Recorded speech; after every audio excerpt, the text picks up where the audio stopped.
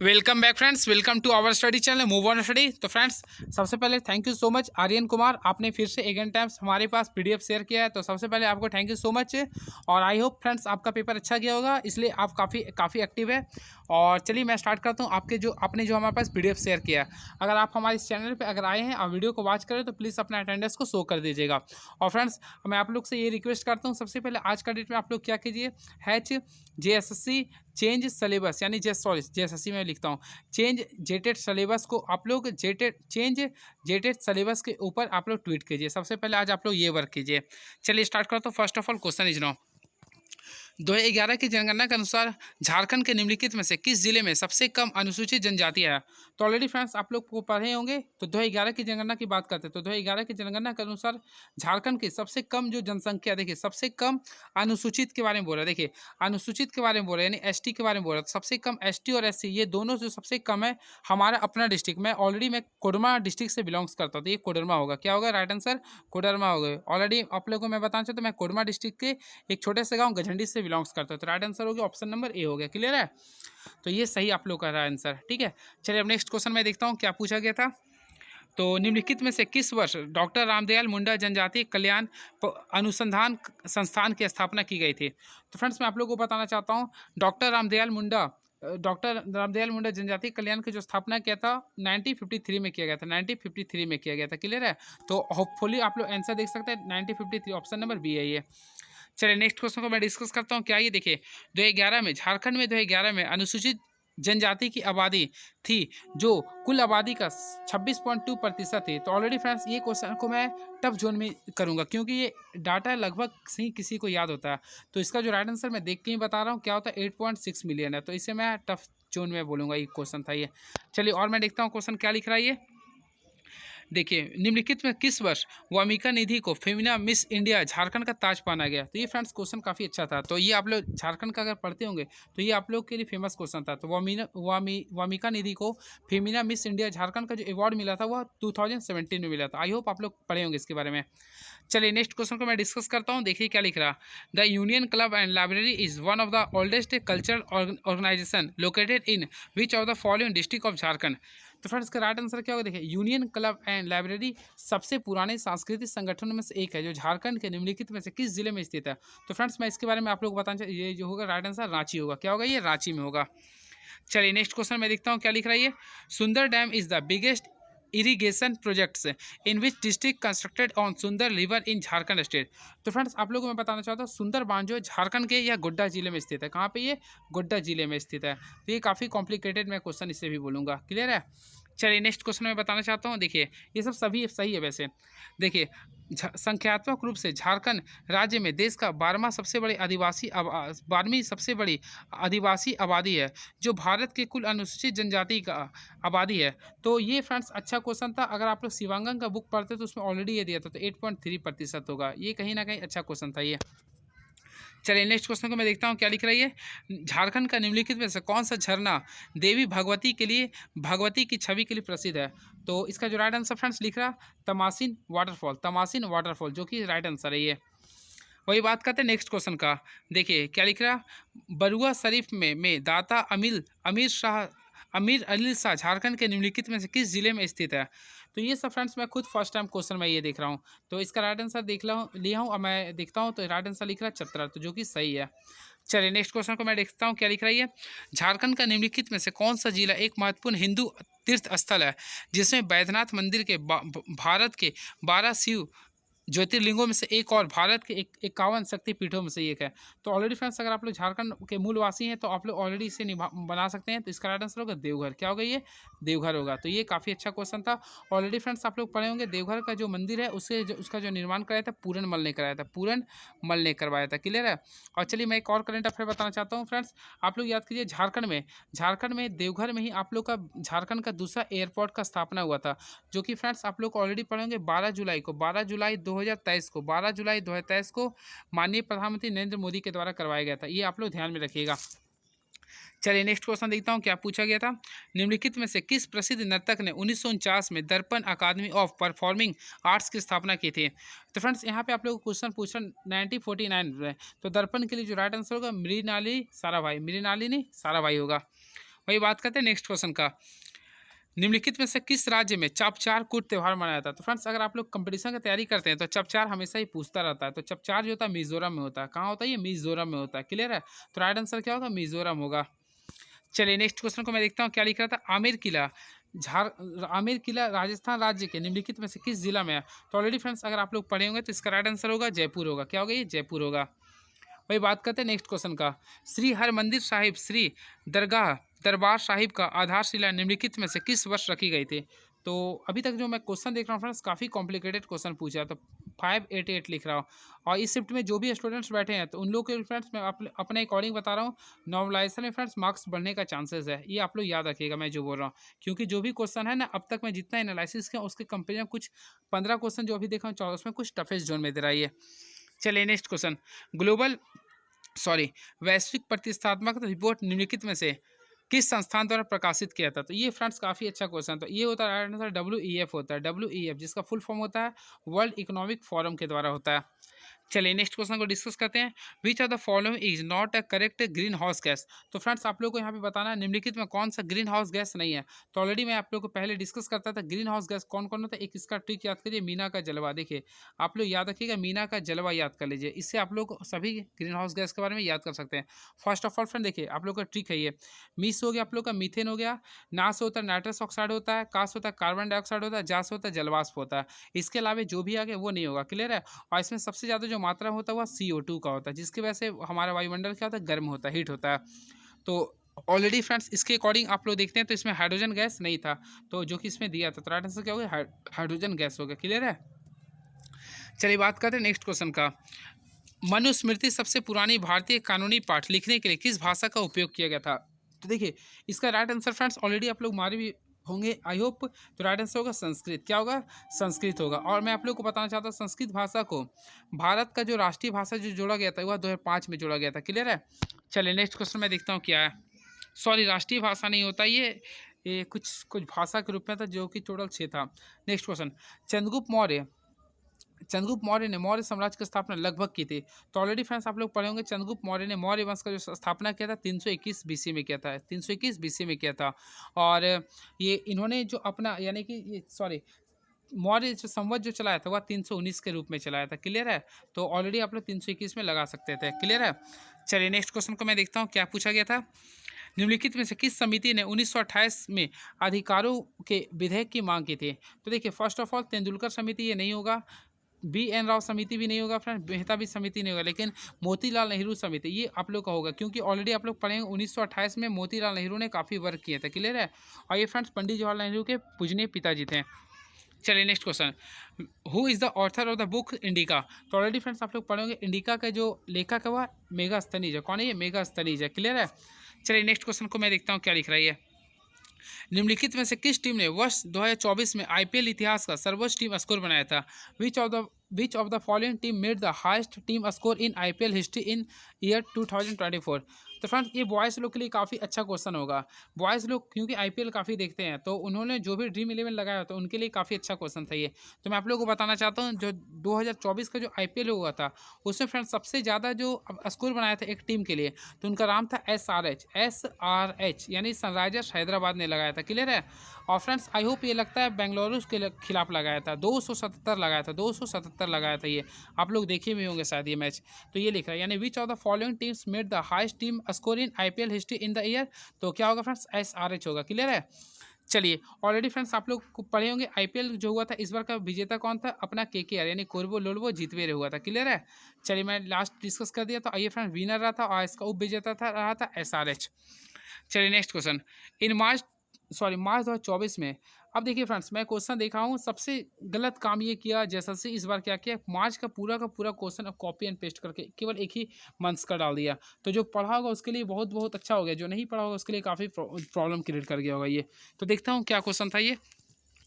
मार्च 2024 में राष्ट्रीय जांच एजेंसी का प्रमुख किसे नियुक्त किया गया था? तो जांच एजेंसी का जो नियुक्त किया गया था वह सदानंद वसंत हो गया, सदानंद वसंत हो गया। तो राइट आंसर हो गया ऑप्शन नंबर बी हो गया। वही बात करते हैं नेक्स्ट क्वेश्चन का, when does the world consumer rights day celebrated every year? प्रत्येक वर्ष विश्व उपभोक्ता अधिकार दिवस कब मनाते हैं? तो मैं फ्रेंड्स आप लोगों को मैं बताना चाहता हूँ। फर्स्ट ऑफ ऑल देखिए, एक आप लोग मैं देखिए एक ट्रिक से बताऊँ तो ध्यान से देखिए, ताकि आप लोग को कमी आगे अपकमिंग ये पेपर तो आप लोग को हो गया, लेकिन अपकमिंग के लिए मैं बता देता हूँ, कुछ डिस्कस करता हूँ। उपभोक्ता दिवस, तो फ्रेंड्स सबसे पहले आप लोग जानते हो उपभोक्ता दिवस दो स्तर पर मनाते हैं। एक होता है विश्व के स्तर पर, एक होता है विश्व के स्तर पर, एक होता है राष्ट्रीय स्तर पर। देखिए मैं दोनों लिख देता हूँ आप लोगों को ट्रिक में, ताकि कभी दिक्कत ना हो। एक होता है राष्ट्रीय स्तर पर। देखिए तो फ्रेंड्स सबसे पहले आप लोग को याद रखना पड़ेगा, विश्व उपभोक्ता दिवस जो मनाते हैं वो 15 मार्च को मनाते हैं। क्या मनाते हैं? 15 मार्च को मनाते हैं। वही बात करते हैं राष्ट्रीय उपभोक्ता दिवस, तो ये फ्रेंड्स मनाते हैं 24 दिसंबर को। कब मनाते हैं? 24 दिसंबर को। अगर आप लोगों को कन्फ्यूजन हो रहा हो तो एक ट्रिक है, देखिए अगर रा लिखते हैं यानी राष्ट्रीय में रा लिखते हैं ना, अब देखिए दोनों एक जैसा है, तो इस टाइप से आप लोग याद करते हैं। विश्व लिखते हैं तो शुरू में 1 है, तो यहाँ भी 1 है, तो इस टाइप से आप लोग कन्फ्यूजन को दूर कर सकते हैं। क्लियर है? वही बात करते हैं उपभोक्ता संरक्षण का यानी कोपरा का जो गठन हुआ था 1986 में हुआ था। ये भी क्वेश्चन अच्छा क्वेश्चन था। चलिए बात करते हैं नेक्स्ट क्वेश्चन का। तो नेक्स्ट इसका राइट आंसर 15 मार्च सही है आप लोग का। देखिए सिपरी रिपोर्ट के अनुसार 2019-23 के बीच में निम्नलिखित में से कौन सा देश विश्व का शीर्ष हथियार आयातक था? तो ये फ्रेंड्स का राइट आंसर होगा भारत ही होगा, क्योंकि आप लोग ऑलरेडी देखे होंगे ये काफ़ी हेडलाइंस में चल रहा था। तो राइट आंसर बिल्कुल भारत है ये। अब नेक्स्ट क्वेश्चन आ गया।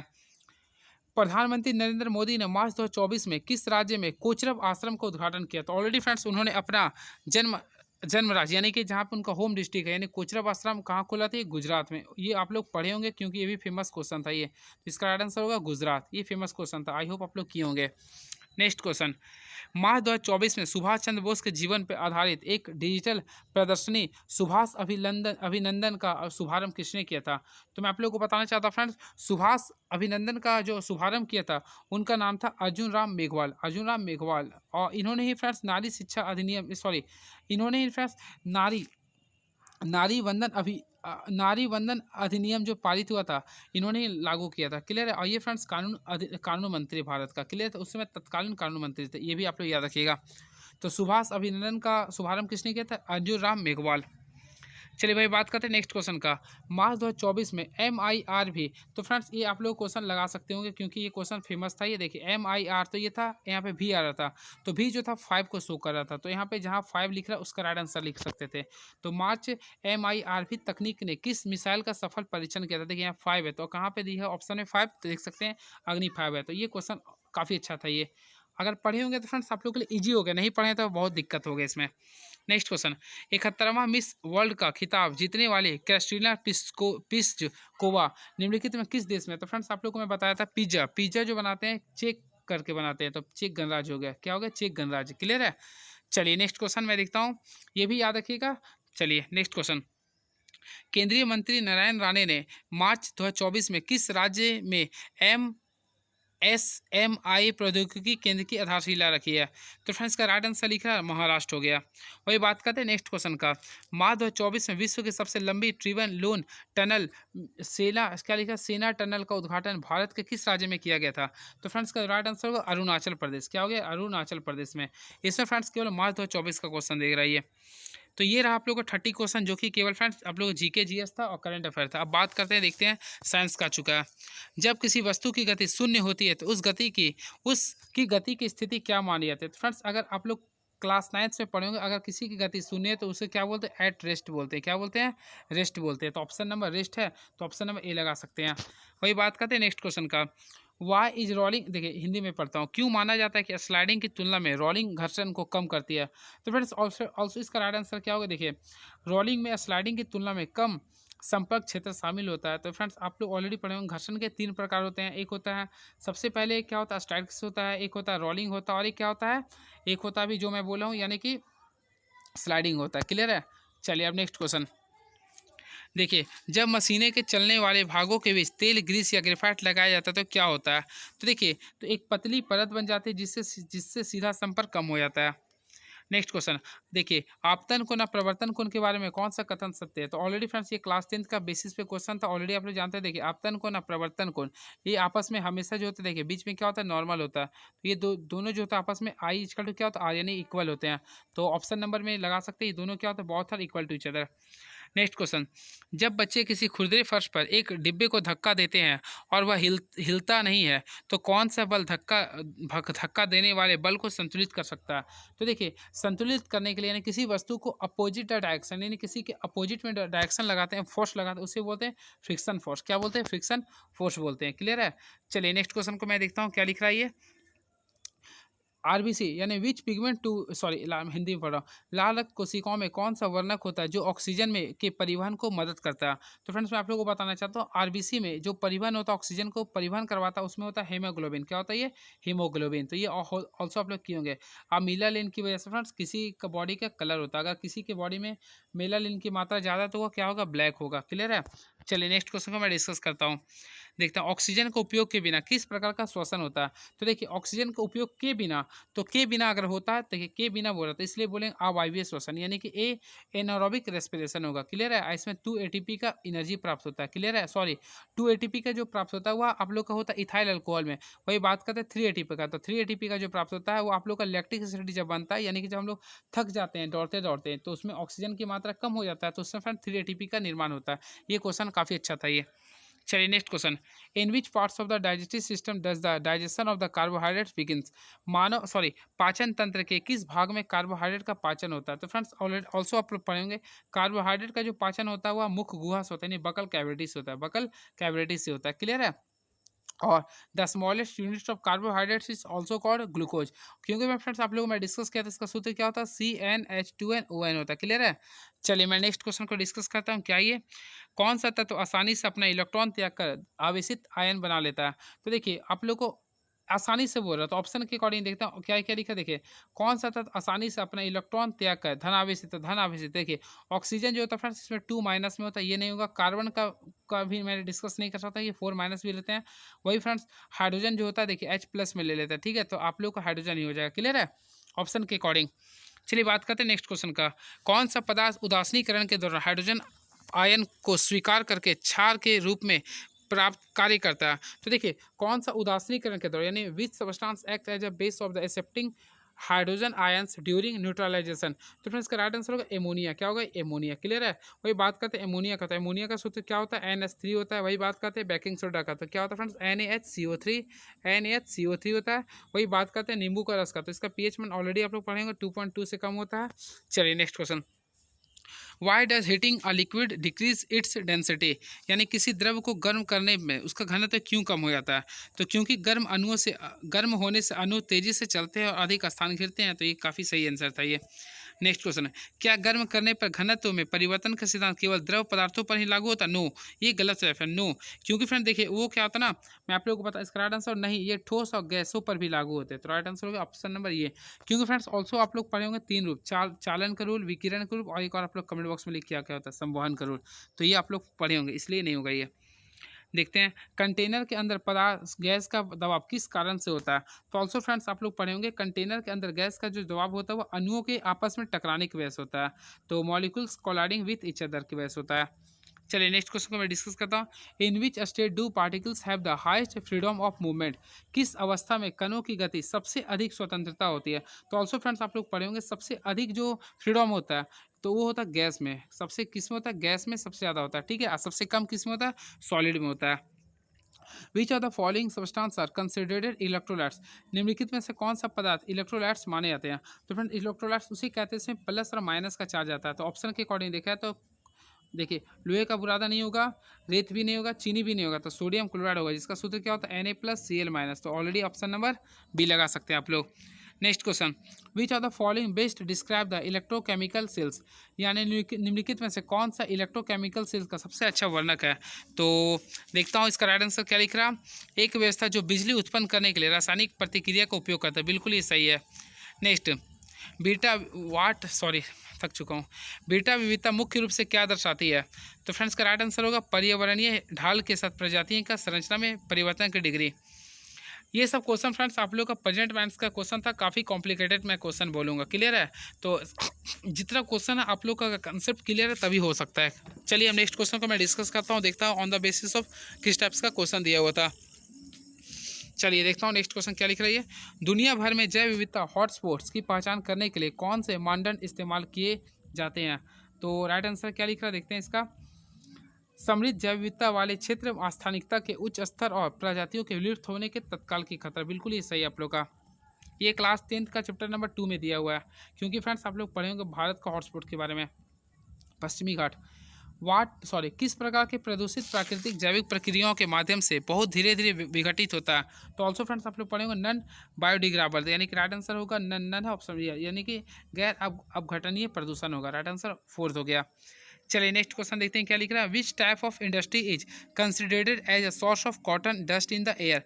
किस प्रकार के उद्योग को वायु में कपास धूल का स्रोत माना जाता है। तो फ्रेंड्स का राइट आंसर होगा कपड़े के कारखाने में होगा, कपड़े के कारखाने में होगा, जो कि सही है।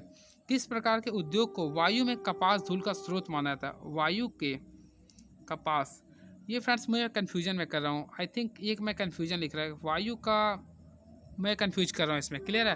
तो 50 मेरी तरफ से ये मैं स्टार लगा रहा हूँ किस पे, ठीक है। चलिए नेक्स्ट क्वेश्चन अब आ चुके हैं मैथमेटिक्स का। तो मैथमेटिक्स का क्वेश्चन फ्रेंड्स आप लोग अगर बनाए होंगे तो देख लीजिए क्या था आप लोग का आंसर, क्योंकि मैं अभी कहीं और हूँ, मैं अभी बना नहीं सकता हूँ इसके बारे में, ठीक है। मैं फिर भी देख लेता हूँ क्वेश्चन क्या था ये। तो ये फ्रेंड्स आप लोग ऑलरेडी कर सकते होंगे। किस टाइप्स का बनाना, आप लोग को सबसे लंबी भुजा निकालना था, तो ऑलरेडी फ्रेंड्स आप लोग इसमें निकाल सकते थे, ट्रिपलेट का यूज करके भी बना सकते थे। तो लंबी भुजा यानी कि सबसे, यानी हाइपोटेनस का वैल्यू किस में लग रहा है, यानी 13 भी हो सकता है, 26 भी होता है। अब उसका हाफ का यानी 13 सही लग रहा है ये। अब देखिए ये आप लोग का क्वेश्चन है, तो फ्रेंड्स ये अलजेब्रिक मोशन पे, अलजेब्रिक एक्सप्रेशन के तौर पर बना सकते हैं ये। अब देखते हैं किसी समांतर श्रेणी का 19वां और 25वां पद क्रमशः 61 और 79 है, तो 35वां पद ज्ञात करना। तो ऑलरेडी फ्रेंड्स इसे क्लास 10th का क्वेश्चन, इसे सॉल्व कर सकते हैं। a+18d = 61 and a+24d = 79। अब आप लोग को a और d निकालेगा, फिर डायरेक्टली a+40d में आप लोग यूज कर सकते हैं। फिर देखिए ये क्वेश्चन आप लोग का भी लिख रहा है, अच्छा क्वेश्चन है। 10 क्या लिख रहा है, चोली ने एक बैंक में, देख लीजिए ये भी कुछ टाइप का क्वेश्चन है ये क्वेश्चन तो आप ही लोग के लिए केवल। देखिए इसमें सबसे बड़ी भुजा बताना, यानी कि पंचभुज है। तो 6 6 5 11 4 15 3 18 2 20, 20 का वैल्यू कितना आ गया, देखिए 20 का वैल्यू ऑलरेडी 130 दिया हुआ है, क्लियर है। यानी वही है ना, 6 5 11 4 15 3 18 2 20, 20 का वैल्यू कितना दिया, 13 दिया, यानी एक का वैल्यू 13/2 होगा। तो सबसे बड़ा कितना लग रहा है आप लोग का, 6 लग रहा था, 6 से गुना गया यानी 39 आ गया। ऑप्शन नंबर ए हो गया। ये आप लोग फ्रेंड्स ऑल्सो बना सकते हैं, ये सब क्वेश्चन डिस्कस करने वाला नहीं है। देखिए ये भी आप लोग कर सकते हैं, ये टाइम एंड वर्क का क्वेश्चन था ये। तो वैसे बोलना आसान होता है, लेकिन एग्जाम में करने में काफ़ी कठिनाई का सामना करना पड़ता है। तो आप लोग देख लीजिए किस टाइप्स का क्वेश्चन पूछा था। अगर आप लोगों को किसी में डाउट है तो जरूर कमेंट बॉक्स में लिखिएगा, मैं उसे सॉल्व करके बता दूंगा। ये भी क्वेश्चन काफ़ी ईजी ही मैं बोलूँगा ये। नेक्स्ट क्वेश्चन, ये आप लोग का बट्टा वाला क्वेश्चन था। तो फ्रेंड्स आप लोग टाइम एंड वर्क का भी क्वेश्चन इसमें दे रहा, आप लोग ये भी देख लीजिए क्वेश्चन। ये क्वेश्चन हमेशा पूछता है ये 1/8, ये सीजीएल का कॉपी एंड पेस्ट क्वेश्चन कर दिया था ये सब, ये भी क्वेश्चन बना हुआ था ये। देख लीजिए फ्रेंड्स ये आप लोग का जो क्वेश्चन है, काफ़ी क्वेश्चन कॉपी एंड पेस्ट किया गया था सीजीएल प्रीवियस ईयर का क्वेश्चन के तौर पे। चलिए ये रहा आप लोग का क्वेश्चन। चलिए मैं डिस्कस करता हूँ रीजनिंग का। तो रीजनिंग का भी पैटर्न देख लीजिए। होपली फ्रेंड्स आप लोग रीजनिंग सॉल्व किए होंगे, क्योंकि ये आप लोग प्रेजेंट माइंड के अकॉर्डिंग किए होंगे। जीके जीएस इसमें जो दिया था कुछ टफेस्ट मैं बोलूँगा, वही रीजनिंग आप लोग किए हो। तो इसमें क्या ये आप लोग बना सकते हैं। ये आप लोग का ये सिटिंग अरेंजमेंट है वो भी सर्कुलर के टाइप में ये, क्योंकि टाइम इसमें तो देना पड़ेगा आप लोग को। तो देख लीजिए आप लोग का रीअरेंज दे रहा है, ब्लड रिलेशन का क्वेश्चन था ये भी ब्लड रिलेशन का क्वेश्चन था। ये आप लोग का डायरेक्शन का बेस्ट क्वेश्चन भी दिया था। तो फ्रेंड्स सबसे पहले आप लोग पूरा मिला लीजिए और अपना कमेंट बॉक्स में लिखिए आप लोगों का मार्क्स कितना रहा। उसके अकॉर्डिंग मैं आप लोगों को फिर से मैं कटअप बारे में बताऊंगा, क्योंकि मैं सभी क्वेश्चन को मैं देख लिया हूँ जो आया। चलिए लास्ट क्वेश्चन डिस्कस करता हूँ। 90 से लेकर 91 से लेकर 100 तक। GUI यानी जिसका फुल फॉर्म होता है फ्रेंड्स, GUI का आप फुल फॉर्म जान लीजिए, ग्राफिकल यूजर इंटरफेस होता है, क्लियर है। तो क्या लिखा देखिए, ग्राफिकल यूजर इंटरफेस को नेविगेट करने के लिए आमतौर पर किस इनपुट डिवाइस का उपयोग किया जाता है। तो राइट आंसर होगा माउस एंड कीबोर्ड होगा। कौन सा इनपुट डिवाइस संचलन का पता लगाने के लिए प्रकाश सेंसर का उपयोग करता है। तो इसका राइट आंसर होगा ऑप्टिकल माउस होगा। वही बात करते हैं नेक्स्ट क्वेश्चन का। ईमेल संदेशों को बनाने और प्रबंधित करने के लिए किस MS ऑफिस एप्लीकेशन का उपयोग किया जाता है। तो फ्रेंड्स इसका राइट आंसर होगा माइक्रोसॉफ्ट आउटलुक होगा। नेक्स्ट क्वेश्चन क्या लिख रहा, रिलेशनल फॉर्मेट में डाटाबेस बनाने के लिए और प्रबंधित करने के लिए किस MS ऑफिस एप्लीकेशन का उपयोग किया जाता है? तो राइट आंसर हो गया माइक्रोसॉफ्ट एक्सेस का होता है। वाईफाई का फुल फॉर्म क्या होता है? ऑल्सो फ्रेंड्स आप लोग पढ़े होंगे वायरलेस फाइडेलिटी। चलिए नेक्स्ट क्वेश्चन क्या लिख रहा, विंडोज़ 10 के बाद कौन सा विंडोज आ चुका है? तो ऑलरेडी विंडोज 11 होगा, तो यहाँ तक क्वेश्चन तो सही था। देखते हैं किस विंडोज ऑपरेटिंग सिस्टम में स्टार्ट मेन्यू पेश किया गया? तो ऑलरेडी आप लोग फ्रेंड्स पढ़े होंगे विंडोज 95 में होता है ये। प्रथम यांत्रिक कंप्यूटर का आविष्कार करने का श्रेय किससे जाता है? तो फ्रेंड इसका राइट आंसर होगा चार्ल्स बेबेज का हो गया। देखिए इंटरनेट पर वेब पेजों का स्थानांतरित करने के लिए किस प्रोटोकॉल का प्रयोग किया था? तो स्थानांतरित करने के लिए हमेशा HTTP का प्रयोग करते हैं। लास्ट क्वेश्चन, मेलवेयर का मतलब क्या होता है? तो मेलवेयर का मतलब होता है फ्रेंड्स मैलिशियस सॉफ्टवेयर होता है। तो ये रहा आप लोगों का 24 का क्वेश्चन। तो अगर मैं अपना एनालिसिस करता हूँ फ्रेंड्स, तो इसमें आप लोग का देखिए सबसे पहले आप लोग देखे होंगे शुरू में 30 जो क्वेश्चन था ये आप लोग का झारखंड प्लस करंट अफेयर था। तो इसमें अगर मैं बात करता हूँ ये फ्रेंड्स आप लोग का टफ मैं बोलूँगा, मॉडरेट क्वेश्चन बोलूँगा, मॉडरेट बोलूँगा, क्लियर है। उसके बाद साइंस जो बोलूँगा ये कंसेप्चुअल क्वेश्चन था, साइंस का भी क्वेश्चन आसान मैं नहीं बोलूँगा, केवल 2-3 क्वेश्चन आसान था, बाकी सब कंसेप्चुअल क्वेश्चन था, क्लियर है। तो ये आप लोग मैं यहाँ पे और बाकी बात करते हैं मैथमेटिक्स बल्कि 10 कंप्यूटर की बात करते हैं। तो 10 कंप्यूटर में फ्रेंड्स आप लोग 6 क्वेश्चन ईजी में मुझे लगा, क्लियर है। अब ये आप लोग अगर बात करते हैं मैथ्स का, तो मैथ्स क्वेश्चन मैं 20 दिया और 20 रीजनिंग दिया है। तो मैथ्स में आप लोग बनाते होंगे तो ज़रूर फ्रेंड्स इसमें 14 बना लिए होंगे जैसा क्वेश्चन था। और रीजनिंग में आप लोग, मैं रीजनिंग बनाया नहीं लेकिन रीजनिंग में आप लोग भी बनाए होंगे ज़रूर, मुझे लगता है 14 से 15। तो 14 14 28 और बाकी इधर मुझे लगता है 30 नंबर भी अगर आ गया ना तो काफ़ी है। तो होपली हमें लगता है ये जो पेपर दिया होगा फ्रेंड्स 60 के अंदर ही आया होगा किसी का भी नंबर। बाकी अगर किसी का काफ़ी अच्छा प्रिपरेशन है तो उनके लिए कुछ मैं नहीं बोल रहा हूँ, मैक्सिमम लोगों के लिए मैं बोल रहा हूँ, क्लियर है। तो चलिए मैं किसी के बारे में बोल नहीं सकता हूँ क्योंकि आप लोग का नॉलेज है आप लोग पर डिपेंड है। चलिए थैंक यू सो मच, फिर मिलते हैं नेक्स्ट वीडियो में। थैंक यू आर्यन, आपका स्पेशलिस्ट।